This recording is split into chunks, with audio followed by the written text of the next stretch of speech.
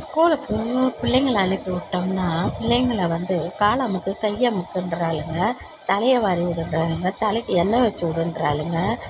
நம்ம பிள்ளைய பெற்று படிக்கிறதுக்கு கவர்மெண்ட் ஸ்கூலில் பணம் கட்டி படிக்க வைக்க முடியலன்னு சொல்லி கவர்மெண்ட் ஸ்கூலுக்கு அனுப்பிவிட்டா, இவனுங்களுக்கு வீட்டு வேலை செய்கிறதுக்கு கக்கூச கழுவ விடுறாங்க.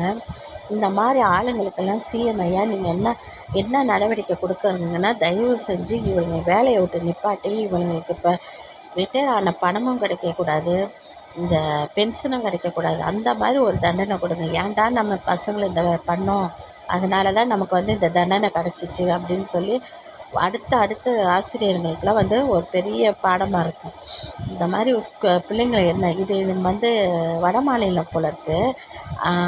அந்த மாதிரி ஆளுங்களை இது வட மாநிலம். நம்ம இடத்துல கண்டிப்பாக தமிழ்நாட்டிலையும் இருக்கிறாங்க. ஏன்னா ஒரு தடவை நான் பார்த்துருக்கேன், பாத்ரூம் கழுவ வச்சுருக்குறாங்க பிள்ளைங்களை. அப்புறம் ஒரு பொம்பளை காலை நீட்டி போட்டுட்டு காலை அமுக்க வச்சுருக்கிறா. அதெல்லாம் இன்ஸ்டாகிராமில் பார்த்துருக்குறேன். இந்த மாதிரி ஆளுங்களுக்கு இந்த மாதிரி தண்டனை கொடுங்க. அடுத்த தடவை வேறு ஆசிரியர் தப்பே செய்ய மாட்டாங்க.